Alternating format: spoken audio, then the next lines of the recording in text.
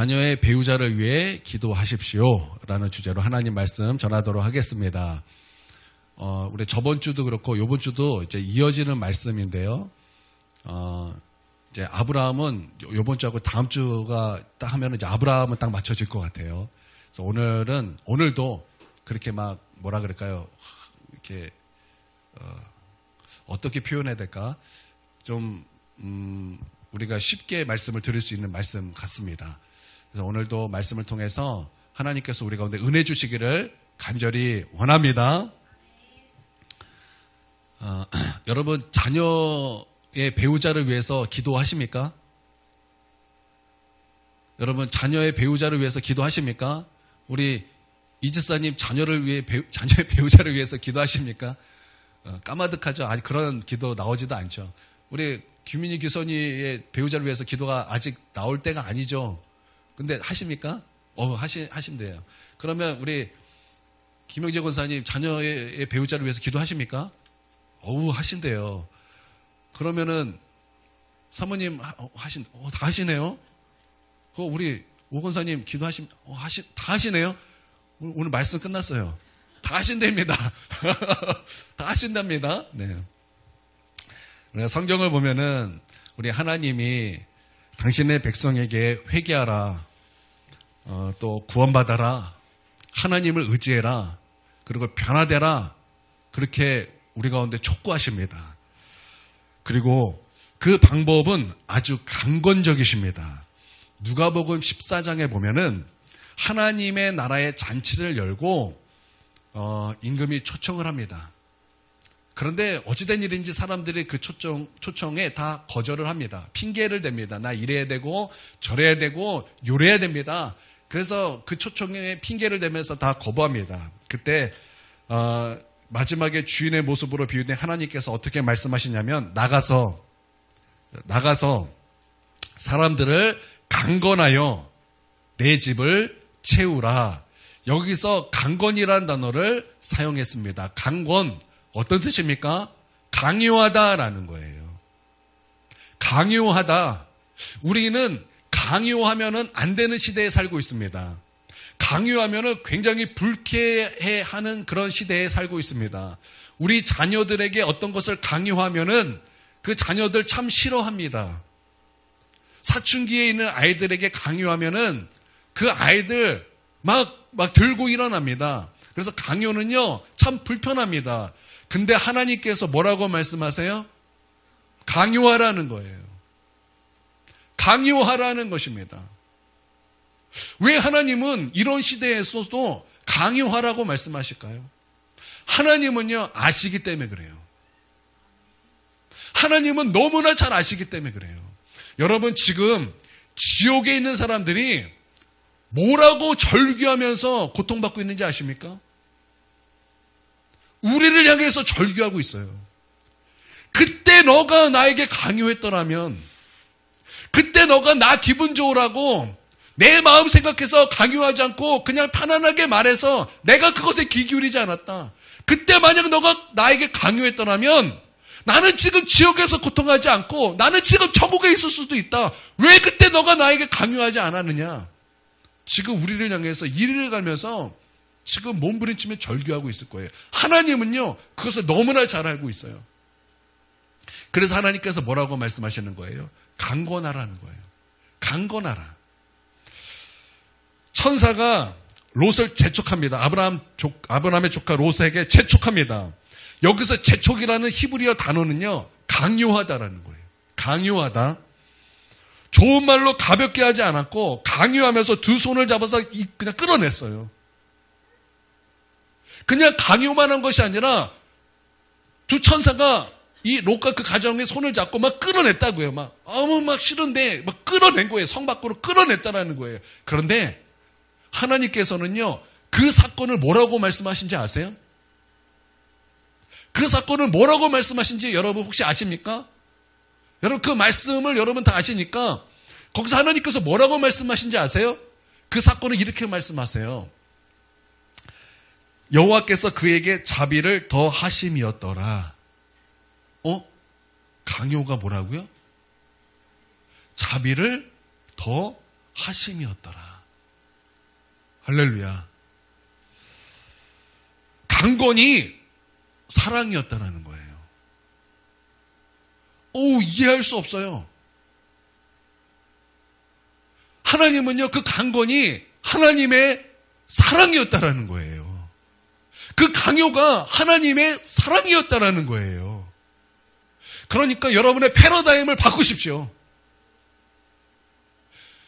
예수 제대로 믿어보자. 중보기도 나와라.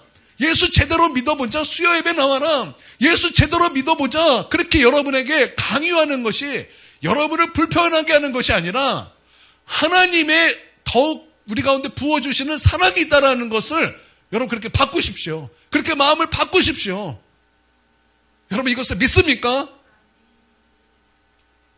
어떤 목사님이 음치였습니다. 참 음치였어요. 그래서 아내와 상의한 후에 이 자녀들을 피아노 학원에 보내기로 이제 결정을 했습니다. 그러고서 이제 피아노 학원을 보냈어요. 그래, 너만은 음치가 되지 말고 악보라도 잘 봐라. 이제 그런 마음에 자녀들을 피아노를 학원을 이제 보냈습니다. 그래서 레슨을 받게 했습니다. 그 자녀들이 어떻게 좋았겠습니까? 부전자전이에요. 아버지가 음치인데 자녀가 음악을 잘할 리가 없죠. 그러니까 얼마나 음악에 대해서 이렇게 재미가 없고 싫어했겠습니까? 근데 아버지가 이렇게 말하는 거예요. 야, 이 녀석아, 내가 너에게 음악가가 되라고 보내는 것이냐? 그냥 아버지처럼 되지 말라고, 음치되지 말고, 그리고 뭐 악보라도 좀 보라고 너에게 그렇게 보내는 건 아니냐? 그러니까 두말하지 말고 가라. 그랬더니 이 아이가 그냥 도살장에 끌려가는 양처럼 그렇게 막 질질 끌려가듯이 가는 거예요. 초등학교 6학년 때는 막 아버지에게 항의를 했습니다. 그래도 막 강제로 강요해서 보냅니다. 한 번은 고등학교 졸업쯤에 고등학생까지 보냈대요, 이분이. 그러니까 고등학교 졸업쯤에 이제 기타를 치면서 노래를 부르는 모습이 참 그럴싸했습니다. 그래서 이 목사님이 이제 이 자녀에게 이렇게 물어봅니다. 야, 너 지금도 이 엄마가 강제로 피아노 학원 보낸 것 때문에 화나 있니? 그랬더니 씩 웃으면서 이렇게 말을 하더라는 거예요. 그땐 그게 아빠의 사랑인 줄 몰랐죠. 그때는 그게 아빠의 사랑인지 몰랐죠. 가끔 우리가 예수 믿으라고 또 예수 잘 믿어보자고 그렇게 강요할 때가 있습니다. 전도해봐도 예수님 믿자 그러면은 야, 내게 강요하지 마. 그런 사람들도 있습니다. 그런데 그랬던 사람들이 예수 믿고 뭐라 그래요? 뭐라 그러죠? 그때는 그것이 사랑인지 몰랐어요. 이렇게 말을 하죠. 여러분, 부모가 자녀에게 계획이 있습니다. 그 어떻게 계획이 없을 수 있겠습니까? 하나님도 우리 가운데 계획이 있듯이 우리 부모에게도 자녀에 대한 계획이 있습니다. 계획이 있기 때문에 자녀를 향해서 강요도 합니다. 그런데 그것이 예끼노마 하나님이 너를 우리에게 주셨으니 너 한번 골탕 먹여봐라 라고 강요한 것일까요? 그게 아니죠. 부모는요, 사랑으로 강요한 거예요. 그게 자녀들에게는 그게 싫게 느껴지지만 여러분, 그것은 우리를 골탕 먹이려고 하는 것이 아니라 사랑이라는 거예요. 사랑이라는 거예요. 그러니까 여러분의 마음을 바꾸십시오. 여러분의 마음을 바꾸십시오. 군대에서도 강요를 해요. 그거는 정말 강요예요. 그건 나를 사랑해서 한 것이 아니에요. 그러나 부모님의 강요, 하나님의 강요는요, 사랑이에요. 사랑이라고요. 그렇기 때문에 여러분 그것에 대해서 분노하지 마십시오. 여러분의 생각을 바꾸십시오. 여러분 이것을 동의하고 믿습니까? 여러분 그렇게 되시기를 바랍니다. 여러분 예수 믿는 것, 예수 제대로 믿어 보라고 강권하는 것에 있어서 여러분 언제나 우리에게 아멘만 있게 되기를 주님의 이름으로 축원드립니다. 신명기 중 6번째 계명이 무엇일까요? 6번째 계명. 제가 지금 부모님 얘기를 해주고 이제 부모를 공경하라 이렇게 말을 하시는 분인데 그거 아니에요. 이제 서로 끝난 거예요. 6번째 계명이 무엇일까요? 한번 생각해 보십시오. 4계명이 안식일을 거룩하게 지키고 5계명이 이제 첫 계명이 약속 있는 첫 계명으로서 이제 부모를 공경하라. 6번째가 살인하지 말라입니다. 이 살인하지 말라의 헬라어가 여러분 똑똑해지시라고 제가 이제 말씀을 드리겠습니다. 라짜흐입니다. 라짜흐. 라자흐 이렇게 말하기도 하고 라짜흐 이렇게 말을 하기도 하는 것 같아요. 이 라짜흐라는 단어는요, 히브리적인 굉장히 고유적인 단어입니다. 그렇기 때문에 라짜흐를 다른 언어로 바꾸는 것이 참 어렵습니다. 예를 들어서 우리나라의 정, 이게 정은 우리나라의 고유의 단어잖아요. 그래서 이것을 영어로 이렇게 번역하는 거 참 어렵습니다. 또 해석하는 거 참 어렵습니다. 어떻게 해석해야 될까요? 정. 어떻게 해석해야 될까요? 초코파이? 이게 어렵다라는 거예요. 여러분 이와 같이 여러분 라짜흐라는 단어도 히브리 고유의 단어이기 때문에 이게 참 해석하기가 참 어려운 단어입니다. 학자들은 이 단어를 이렇게 어떻게 해석하면요. 첫 번째는 그냥 죽이지 말라 이렇게 해석을 해요. 죽이지 말라. 두 번째는 살인하지 말라. 여기 사람을 넣어서 살인하지 말라 이렇게 해석을 합니다. 그래서 학자들은 모든 생명을 포함하는 단어이기 때문에 죽이지 말라 이렇게 말해야 돼라는 그런 학자들이 있습니다. 또 다른 학자들은 아니야 이것은 사람에게만 국한되기 때문에 살인하지 말아라 라고 이렇게 해석해야 돼. 이런 두 학파가 있다라는 것입니다. 여러분 어떤 것이 맞겠습니까? 여러분 어떤 것이 맞겠습니까? 어떤 해석이 맞을까요? 첫 번째일까요? 두 번째일까요? 저는요, 살인하지 말라, 이게 번역이 맞다고 저는 생각하는데, 왜 그러냐면 성경에 그렇게 번역이 되어 있기 때문에. 성경에서 살인하지 말라, 이렇게 번역이 되어 있습니다. 모든 생물을 포함해서 죽이지 말라, 그렇게 번역을 하고 해석을 하면요, 이게 레위기와 부딪혀버립니다. 하나님께서는 우리 죄를 어떻게 용서하신다 그랬어요? 동물의 피로 용서하신다 그랬고, 그 피를 주님께서 받으시겠다 말씀하셨습니다. 그 피가 어떤 피입니까? 동물의 피. 그래서 소와 양과 염소와 비둘기죠. 여러분 그렇지 않습니까? 그렇기 때문에 말씀과 상충이 되는 것입니다. 그래서 살인하지 말라 이것이 옳다라는 것입니다. 또 이 라짜흐라는 단어는요. 구약 성경에 46번 나오는데요. 46번이 나오는데 단 한 번도 전쟁 중에 적을 죽일 때 사용되지 않았습니다. 또 중대한 범죄로 말미암아 사형이 집행되었을 때도 이 단어가 쓰이지 않았습니다. 여러분 기독교 토론에서 이런 사형 집행에 대해서 이제 말을 할 때 사형을 반대해야 되는 그 말씀으로 이 말씀을 인용하는데요. 그렇게 인용하는 사람은 신학자가 아니라 아마 사회학자일 거예요. 성경은 중대한 범죄로 말미암아 사형을 집행할 때 이 단어가 아닙니다. 그러니까 이 단어로 인용하는 것은 잘못된 거예요. 오히려 레위기 20장에서는요. 사형을 지지합니다. 사형을 지지해요. 첫 번째는 부모를 저주하는 자는 사형입니다. 부모를 저주하는 자. 나는 우리 고개를 드세요. 고개를 드세요. 우리가 예배에 나왔으면 예배를 잘 드려야죠. 그렇죠? 하나님은 땅에 있는 게 아니라 하나님은 하늘에 계세요. 하나님은 이 시간 말씀 가운데 함께 하시는 거예요. 그러니까 말씀을 보세요. 말씀을 보세요. 땅을 볼 것도 아니고 다른 것도 볼 것이 아니고 말씀을 보십시오. 부모를 저주하는 자는 말씀에서 사형으로 말씀하세요. 돌로 쳐 죽여라 말씀하세요. 무섭죠? 여러분, 왜냐하면 부모를 저주하는 것은 그 저주가 그 자녀에게 돌아가기 때문이다라고 말하고 있어요. 그러니까 여러분 부모님에 대해서 함부로 말하면 안 됩니다.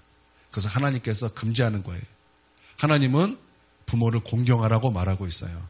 하나님, 우리 부모가 어떤 부모인지 하나님은 모르셔서 그래요. 아니, 목사님, 우리 부모가 어떤 분인지 모르셔서 그래요. 아니요. 진리는 너의 삶과 상관없이 공경하라고 분명히 말씀하고 있습니다.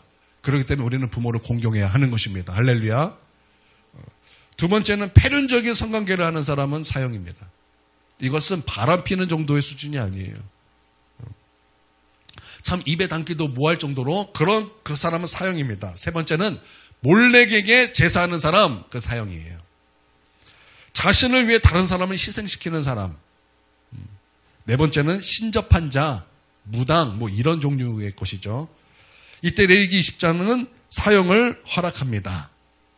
우리가 말씀을 읽다가 이 라짜의에 대해 기반된 해석이 참 많이 있습니다. 예를 들어서 신명기 19장에서 22장 그 말씀을 보면은 참 그런 그 라짜의에 그런 기반된 말씀이 참 많이 있습니다.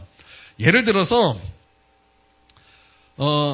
난간이 있는데 그 지붕을 만들 때 난간을 만들어라 이런 말씀이 있습니다. 그러니까 살인하지 말라라는 그 수동적이고 부정적인 그 말, 이게 라짜의 뜻이 그런 것이라면 이것을 긍정적으로 바꾸면은 생명을 존중하라라는 의미가 됩니다.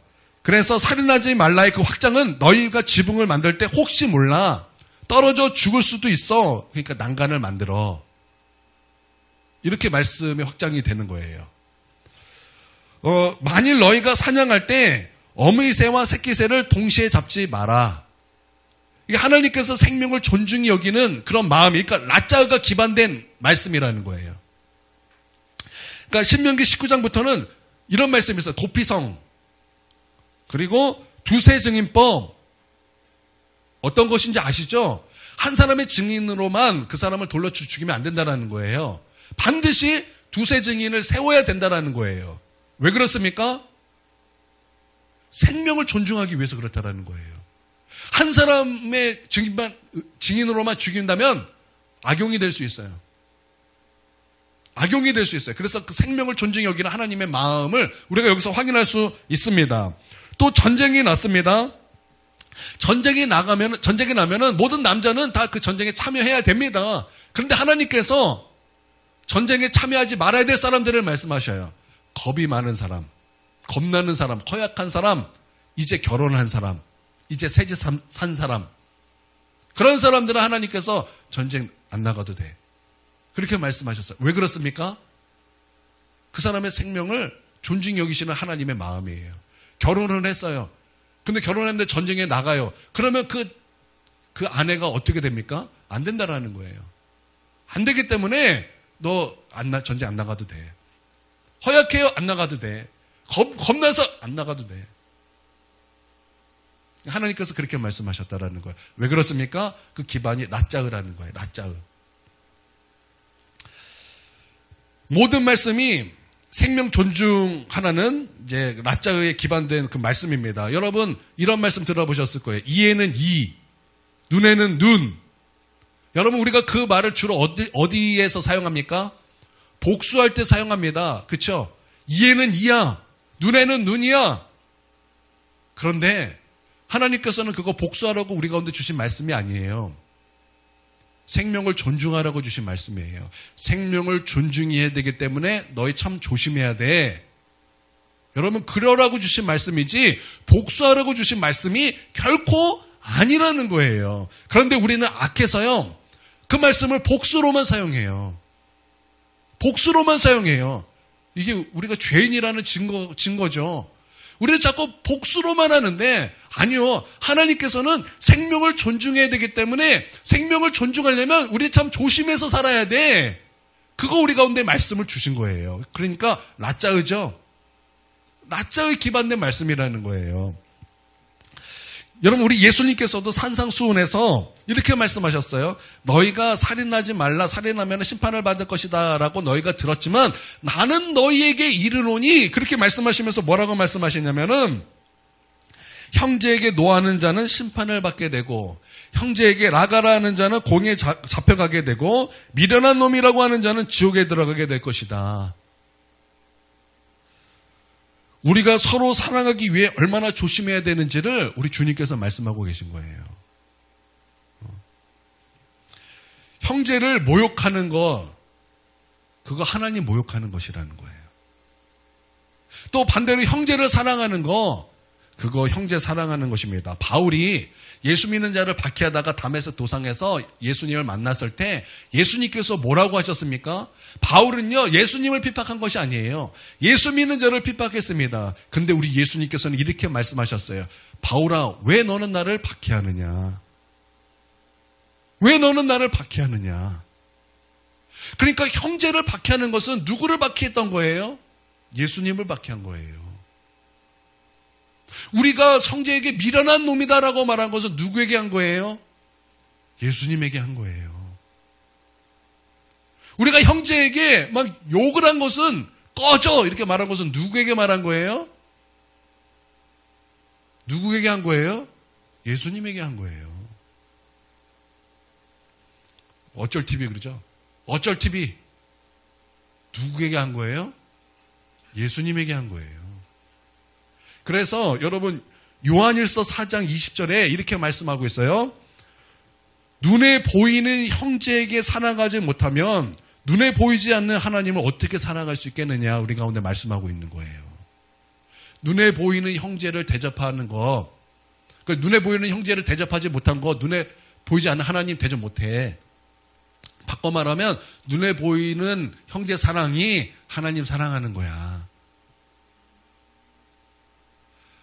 여러분 우리 믿음은요 반드시 사랑으로 나타나게 되어 있습니다. 그래서 갈라디아에서는 사랑으로 역사하는 믿음뿐이니라라고 말씀하는데 역사하는 믿음뿐이니라라는 그 말은요 믿음은 사랑으로 표현됩니다 이 뜻이에요.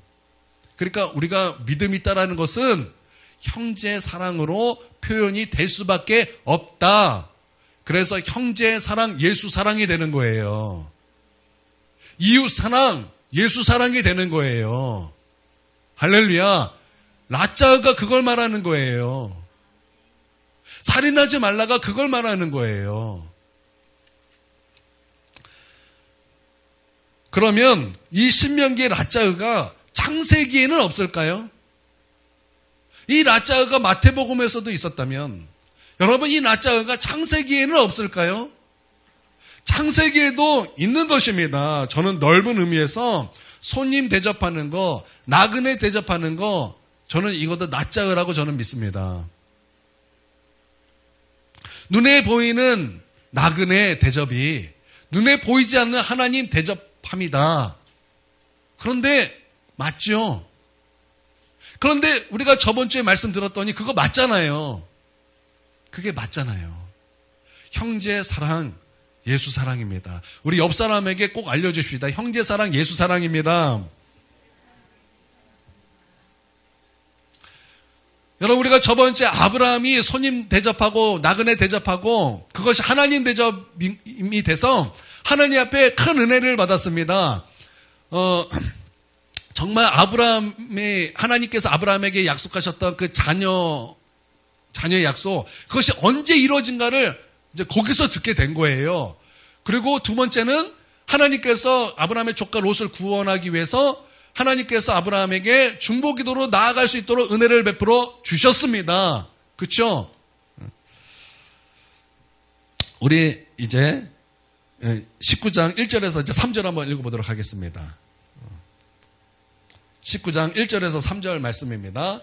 우리 찾으셨으면 함께 한 목소리를 읽어보겠습니다. 시작. 저녁 때에 그 두 천사가 소돔에 이르니 마침 롯이 소돔 성문에 앉아있다가 그들을 보고 일어나 영접하고 땅에 엎드려 절하며 이르되 내 주여 돌이켜 주의 종의 집으로 들어와 발을 씻고 주무시고 일찍이 일어나 갈 길을 가소서. 그들이 이르되 아니라 우리가 거리에서 밤을 새우리라. 롯이 간청함에 그제서야 돌이켜 그 집으로 들어오는지라. 롯이 그들을 위하여 식탁을 베풀고 무교병을 구우니 그들이 먹으니라. 아멘. 저는요 이 말씀에서 중요한 것을 이제 두 가지를 발견했는데요. 첫 번째는 아브라함의 조카 롯도 나그네를 대접했다는 거예요. 그런데 그 모습이 아브라함하고 똑같아요. 그 대접했던 그 모습이 아브라함하고 똑같습니다. 엎드려 절하며 예배자의 모습이에요. 내 주여 사랑의 종이 됐어요. 그렇죠? 그 모습이 똑같다라는 거예요. 그러므로 자신이 대접한 그 사람이 두 천사인 것을 알게 되고 소돔과 고모라에서 구원받는 놀라운 은혜를 경험하게 되더라라는 것이죠. 그러니까 아브라함이 그랬어요. 롯도 그랬어요. 나는 우리도 그렇게 형제 사랑이 우리 가운데도 있기를 주님의 이름으로 축원드립니다. 그런데 24장에 보니까 24장에서도요. 이삭과 리브가가 만나서 이제 결혼하는 그 스토리예요. 그런데 아브라함이 대리인을 보냅니다. 대리인이라는 것은 곧 아브라함이라는 뜻이잖아요.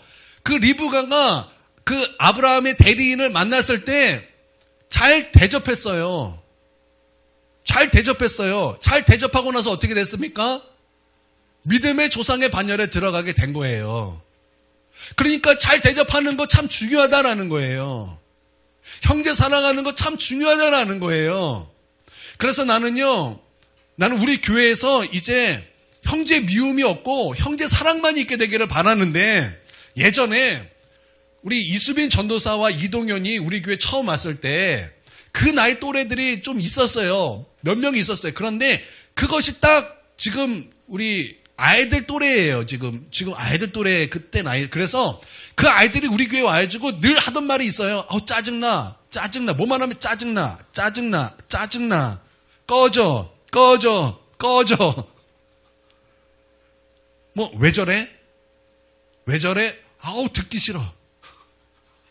듣기 싫어. 그래가지고 제가 이거 우리 교회에서 금지요. 금지어를 딱 하고 저는 그걸 알았어요. 그거 왜 그러냐면 그 안에 하나님이 없었기 때문에 그래요. 그래서 이 아이들 데리고 예배 드리고 기도하면서 하나님으로 가득 채웠더니 그 아이들이 은혜도 있었고 순종함도 있었어요. 그래서 짜증나. 그리고 왜 전에? 그리고 꺼져. 기억납니까? 우리 동현이 기억나나? 그렇죠. 그 입술에서 사라졌어요. 나는요, 우리 아이들, 요즘에 무슨 말 자주 해요? 어쩔, 또 뭐예요? 그건 뭔 뜻이 뭔지 모르겠어요. 알바가 뭐예요? 그런 말 금지입니다. 여러분의 교회에서도 뿐만 아니라 여러분의 가정에서도 금지하세요. 여러분, 세상이 들리는 대로 듣고 말하지 마세요. 세상이 하는 대로 그것을 보고 똑같이 하지 마십시오. 여러분은 그리스도인입니다. 여러분은 그리스도인이에요. 이 세상에서 구별된 거룩한 그리스도인입니다. 구별됐다라는 거예요. 세상에 살지만 세상과 똑같이 살아가는 사람들이 아니라는 거예요. 세상에서 그렇게 말을 한다 그래서 우리도 그렇게 말하면 안 된다라는 거예요. 우리는 구별됐어요. 하나님께서 이 세상에서 너는 내가 택한 족속이다. 하나님께서 우리를 그렇게 구별했어요. 세상 사람들이 무슨 일만 나가면 술을 마시고 세상 사람들이 하나님 없이 사는 그런 모습 속에서 우리는 그들과 동화돼서 그들과 똑같이 사는 것이 아니라 우리는 구별된 삶을 살아가는 그리스도인이라는 거예요. 우리는 예수쟁이들이라는 거예요. 이 세상 속에서 예수 그리스도의 향기를 내고 세상에서 예수 그리스도의 편지가 되는 우리 자체가 사람들에게 나타나는 예수 그리스도를 증거하는 예수님의 편지요 예수님의 향기로 사는 그런 주님의 소유된 백성이에요. 그러기 위해서는요, 우리 언어부터 변화되어야 되는 거예요. 우리의 말부터 변화되어야 되는 거예요. 황폐한 입술, 거친 입술이 아니라 우리의 언어에는 사랑의 언어로 변화되어야 되는 거예요. 그리스도의 언어로 변화되어야 되는 거예요. 하나님의 나라의 언어로 변화되어야 되는 거예요. 여러분, 그것이 영혼 사랑하는 거예요. 형제 사랑하는 거예요. 여러분이 거짓말하고 여러분은 아이들은 재밌어서 하겠죠. 근데 그것이요, 그 영혼들을 갉아먹고 있는 거예요. 그렇게 말하는 사람을 갉아먹는 거예요. 그렇게 그것을 듣게 하는 사람 영혼을 갉아먹는 거예요. 우리는 그 말을 쓰지 않은데 그 말을 들을 때마다 내 영혼이 상처를 받아요. 여러분이 재미있게 그렇게 말을 하지만, 어린아이가 말을 하지만, 어린아이가 말한 그 말도 저희는 그게 내 영혼의 상처가 돼요. 내 영혼이 아파요.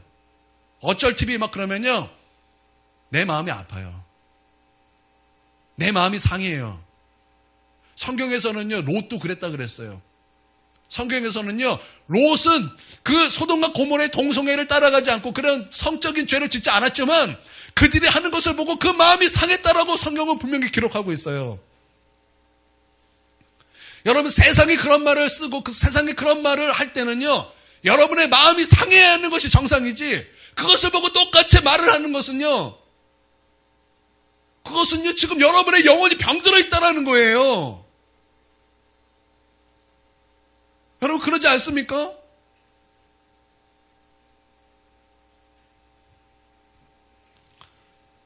상대방을 존중히 여기는 그리스도인이 되기를 바랍니다.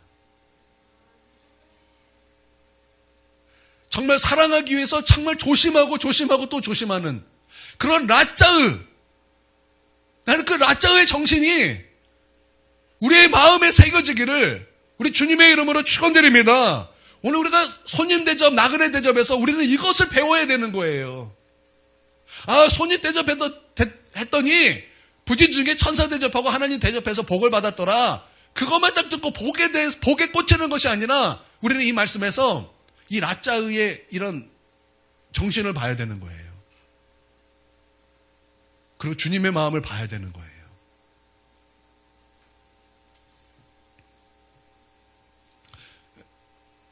롯이 그렇게 대접함으로 말미암아 하나님의 은혜를 받았습니다.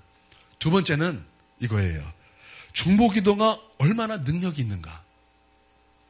아, 중보기도가 얼마나 능력이 있는가. 와, 이거 진짜 대단한 거구나. 와, 이거 진짜 놀라운 일이구나. 이 기도의 능력, 중보기도의 능력. 여러분, 이것이 이 말씀에 있더라는 거예요. 아브라함이 롯을 위해서 중보기도 합니다. 그러고 나서 하나님께서 어떻게 이제 인도하시는가, 은혜를 어떻게 역사하시는가, 그게 이 말씀 앞에 이게 있더라는 거예요. 1절을 한번 보겠습니다. 1절. 자, 시작. 저녁 때 그 두 천사가 소돔에 이르니 마침 롯이 소돔 성문에 앉아 있다가 그들을 보고 일어나 영접하고 땅에 엎드려 절하며. 두 천사가 이제 소돔과 고모라로 왔습니다. 그런데 마침 거기에 누가 있었어요? 롯이 있었어요. 소돔 성문에 앉아 있었는데 천사를 보고서 영접했다. 마침, 여기 마침이라는 썼죠. 이 마침이라는 단어가 힌트예요. 롯이 있었어요. 무엇이 다가온 거예요? 무엇이 다가온 거예요? 은혜가 다가왔어요. 은혜가 다가왔다라는 거예요. 우리의 중보 기도를 통해서 그 대상에 무엇이 다가오게 하는 거예요? 은혜가 다가오게 하더라는 거예요.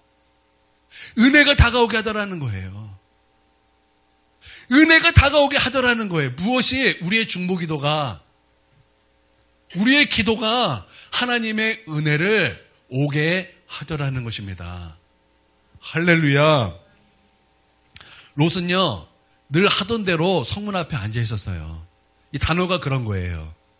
그냥 우연히 그냥 성문에 나갔는데, 오, 천사 만났네, 이게 아니라, 롯이요, 항상 성문 앞에 앉아 있었어요. 그때 이 성문 앞에 앉아 있었다는 것은요, 일단 롯은요, 지도층이었다라는 거예요.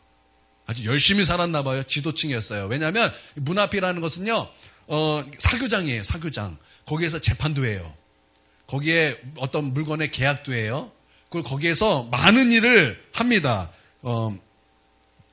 그래서 거기 있었다라는 것은요, 롯은 아무래도 좀 지도층 인사였다, 이렇게 추측이 되는 그런 상황입니다.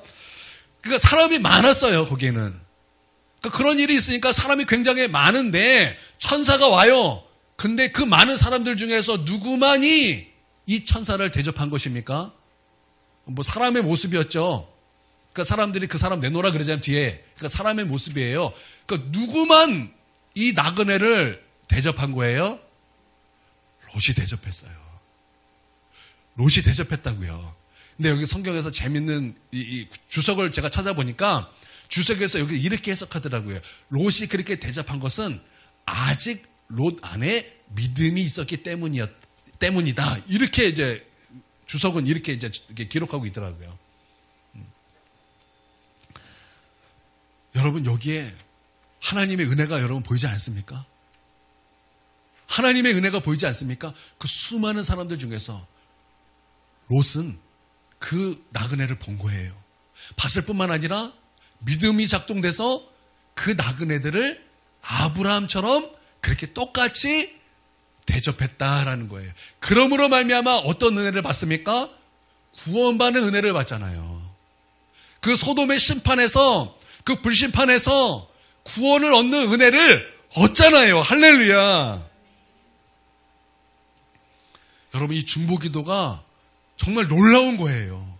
여러분, 창세기 24장에서는요, 이제 아브라함이 이삭의 아내를 이제 맞아들이는, 이제 이삭의 아내를 이제 택하는, 뭐라 그랬을까, 이제 이삭과 리브가가 만나는 그런 말씀인데, 그 첫 번째 말씀이 뭐냐면, 아브라함이 늙은 종을 이제 고향으로 보내는 말씀입니다. 보낼 때 어떻게 보냅니까? 늙은 종을 보냅니다. 이제 늙은 종이라는 것은 그냥 늙은 종이 아니라 종들의 우두머리, 그리고 아주 지혜로운 종. 그러니까 아브라함이 75살에서 100살까지 이렇게 자기가 여겼던, 이 사람은 나의 상속자입니다 라고 생각했던 그런 종, 바로 그 종이었다라는 거예요. 지혜로운 종이에요. 지혜로운 종을 불러서 그를 향해서 하나님의 약속을 기반하여 먼저 하나님께서 앞서가셔서 이 놀라운 일을 행하실 것을 그렇게 이 종에게 선포하면서 이 종을 보냅니다. 그러니까 아브라함은 이삭의 배우자를 위해서 기도로 나아갔다라는 거예요. 그러니까 우리 부모님들 자녀의 배우자를 위해서 기도하셔야 된다라는 거예요. 어떻게 기도하십니까? 내 욕심으로 하는 것이 아니라 말씀에 기반된 것으로 기도해야 된다라는 거예요. 그냥 잘난 사람이 내 가정에 들어오는 것, 그냥 똑똑한 사람이 내 자녀의 아내가 되고 남편이 되는 것, 그것이 아니라 하나님의 말씀에 기반된 그런 기반됨으로 그렇게 기도하셔야 된다라는 거예요. 여러분, 현숙한 여인을 맞이하시길 바랍니다. 또 지혜로운 그런 신랑을 그렇게 구하시기를 주님의 이름으로 축원드립니다. 그렇게 이제 종이 메소포타미아로 이제 내려갔습니다. 그러고 나서 그가 이제 했던 것이 무엇입니까? 바로 기도한 거예요. 순조롭게 만나게 해달라고 기도합니다. 그냥 아무나 순조롭게 이제 아무 자매면 됩니다가 아니라 우물의 앞에 있습니다. 그래서 그가 하나님 앞에 기도하기를 이렇게 기도합니다. 낙타까지 마시게 하는 그 사람을 신부로 순조롭게 만나게 해 주십시오. 그것을 기도해요. 그러니까 이 지혜로운 종은요, 아무나 순적하게 만나게 해주세요가 아니라, 여러분, 물건을 하나 살 때도요, 얼마나 우리가 고민합니까? 물건 하나 살 때도 이리 재고 저리 잽니다. 근데 배우자 우리가 고르는데도 그냥 쓰기 편한 물건처럼 막 구하면 안 되는 거예요. 여러분, 고르고 생각하고 잘 재야 되는 거예요. 이 지혜로운 종은요, 어떻게 쟀습니까? 무엇을 쟀습니까? 여러분, 배우자는요, 평생 같이 살 사람이에요. 영원한 동반자, 평생의 동반자죠. 그래서 예수 잘 믿때 그냥 예수 잘 믿는 것이 아니라 그냥 뭐라 그럴까요? 십자가의 사랑을 아는 사람을 만나십시오. 그냥 교회만 다니는 사람 만나는 거 아니에요. 그냥 내가 좋기 때문에 교회만 다녀, 이것만 보는 것이 아니에요. 십자가를 아는 사람 만나야 돼요. 그래서 희생할 줄 아는 사람, 정말 사랑이 무엇인지 아는 사람, 성실한 사람, 하나님의 말씀, 그러니까 나는 죽고 내 안에 예수 그리스도가 살아야 된다는 것을 아는 사람, 그래서 회개할 줄 아는 사람, 그런 사람 만나셔야 돼요. 그런 사람 만나셔야 돼요. 이 지혜로운 종은 바로 그것을 구한 거예요. 리브가가 딱 그런 사람이었습니다. 희생할 줄 알았어요. 성실했습니다. 믿음의 사람이었고 하나님의 축복이 얼마나 귀한 것인지를 아는 사람이었어요. 낙타 10피를 준비해 갔는데 낙타 10피를 먹일 수 있는 그 양이 얼마나 되는지 아십니까? 매우 많아요. 매우 많아요. 그것은 이제 한두 번 이렇게 물가에 물을 떠서 되는 것이 아니에요. 그건 진짜 하루 종일 물을 떠다 먹여야 이렇게 갈증을 해소할 수 있는 양입니다. 그런데 그런 낙타까지 그 목마름, 낙타의 목마름까지 생각할 수 있는 바로 그런 사람, 또 그 아는 것뿐만 아니라 그 낙타에까지 물을 주는 희생할 수 있는 그런 사람, 그런 믿음의 사람, 그런 행함으로 그 믿음을 이렇게 표현할 수 있는 바로 그런 사람, 늙은 종은 바로 그것을 구한 것입니다. 구했더니 순조롭게 그런 사람이었던 리브가를 만나게 하신 것입니다. 뭐 리브가만 만나면 됩니까? 아니죠. 리브가의 부모도 만나야 되잖아요. 그런데 그때마다 그는 기도해요. 하나님께서 순종하게 하심을 알고자 하더라 그러면서 계속해서 이제 진행됩니다. 그때마다 하나님께서 순종하게 인도하시고, 또 아브라함이 이 종에게 한 말이 뭐예요? 이삭이 가는 것이 아니에요. 이삭이 가는 것이 아니에요. 그가 와야 되는 거예요. 그 여자가, 그 신부가 이삭에게로 와야 하는 것입니다. 그것이 사인이에요. 그러면 부모를 만나야 돼요. 그럼 부모도 순종하게 돼야 되는 거예요. 근데 그 부모도 순종하게 그 종을 영접하니까 아브라함을 아주 기쁘게 영접했다는 거죠. 그래서 순종하게 리브가가 옵니다. 모든 사인이 순종하게 되더라는 거예요. 나는 우리 부모님들의 기도를 통해서 그 자녀가 정말 하나님이 기뻐하시는 사람을 만나는 것에 있어서 순종하게 이루어지게 되기를 주님의 이름으로 축원드립니다. 순종하게 되니까 영산 씨, 우리 예수님 믿읍시다. 믿잖아요. 순종하게 되잖아요. 뭐라 그랬어요? 그때 영선 씨랑 안 그랬어요? 뭐라 그래요? 오빠인가요? 아니, 나 대단하더라고요. 집회 이게 어디에 수련회 딱 하고 나서 감동받았어요. 내가 죽으면 죽으리라 뜻을 세워가지고 내가 여기서 결정하겠다 그러고 갔더니 바로 그냥 순조롭게 되더라고요. 이게 기도의 능력 아닙니까? 하나님의 은혜 아닙니까? 그러니까 우리 부모님들은 기도해야 된다는 거예요. 기도해야 된다는 거예요. 우리 김영진 권사님, 우리 이제 딸이 이제 얼른 시집을 가야 될 이제 이 순종하게 어떻게 기도하고 계십니까?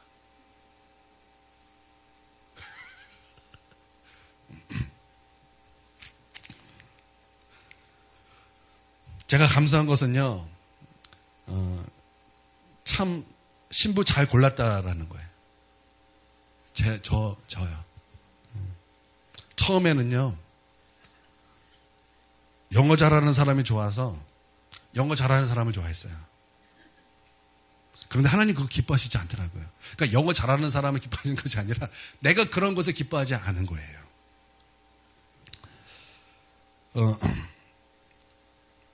그래서 예쁜 여자를 좋아했어요. 그런데 그 하나님이 기뻐하시지 않으시더라고요. 소개팅을 했어요. 근데 예수님을 안 믿어요. 근데 친구가 소개팅 너무 좋은 사람이라고 소개팅을 해줬는데 만나봤더니 아는 사람 나온 거예요. 내가 아는 사람. 예전에 교회 몇 번 나오기도 했고, 근데 지금 교회를 안 다니고. 근데 외대 나고 똑똑하고 좀 말도 잘하고 너무 얼마나 말이 잘 통하는지, 이 사람인가? 뭐 그런 생각이 들었어요. 이 사람인가? 근데 하나님께서 기뻐하시지 않더라고요. 그리고 또 믿음의 자매도 만났어요. 근데 그 사람도 아니더라고요. 하나님이 그 사람을 기뻐하지 않으셨어요. 나랑 만나는 것에 기뻐하지 않으셨어요.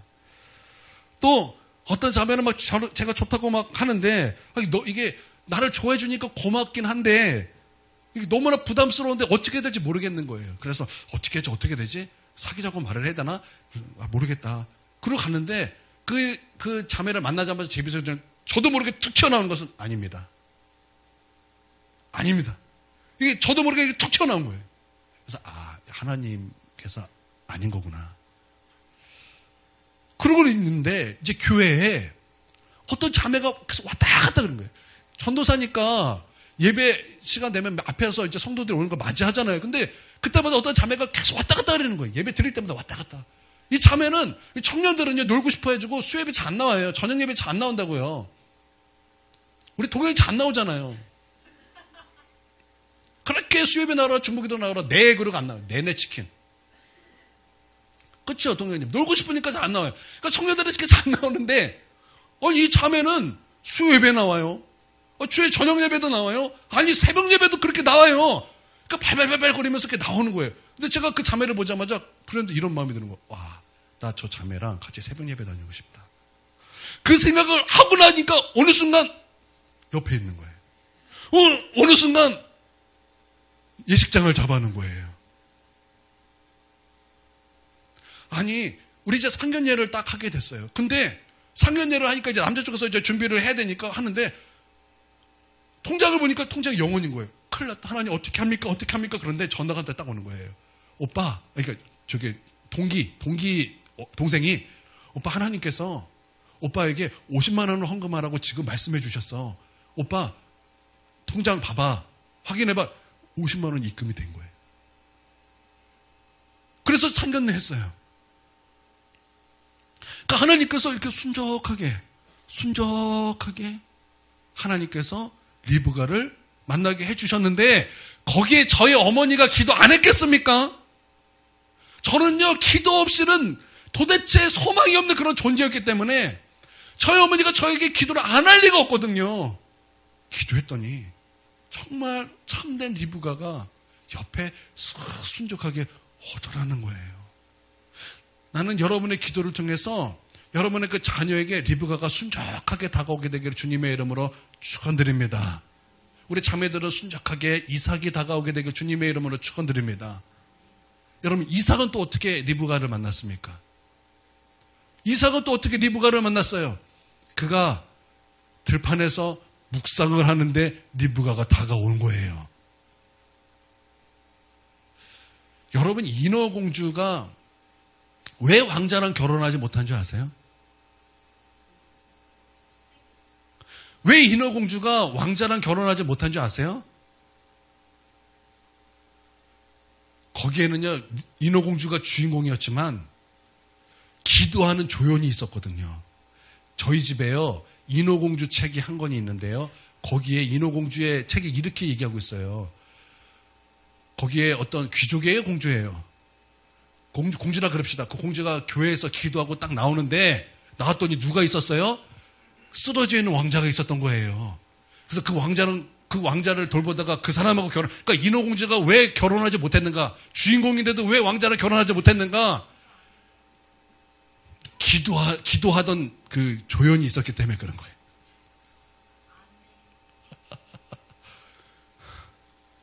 그러니까 여러분, 기도가 얼마나 중요한가? 이 자녀를 위해서 기도가 얼마나 중요한가? 그쵸? 우리 주은이랑 맞으셨어요. 그쵸?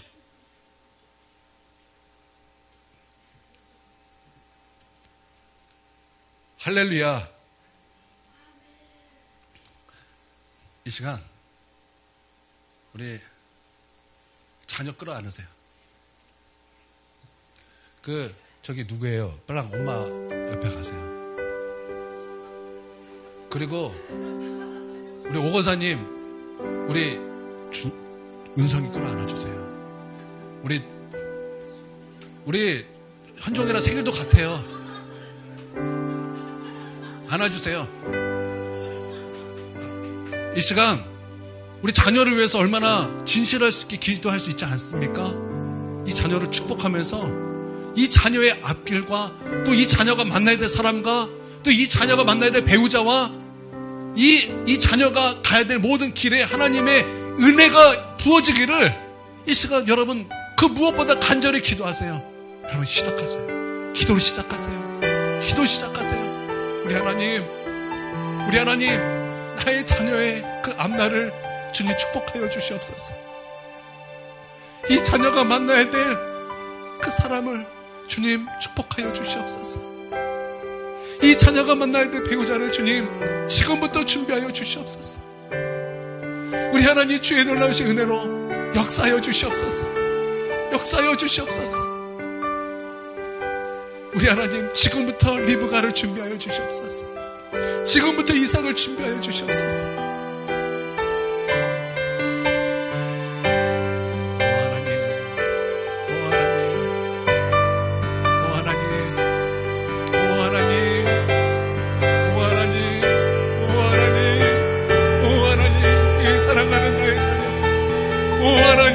사랑하는 나의 자녀, 나에게 주신 이 자녀의 앞길을 축복하여 주시옵소서.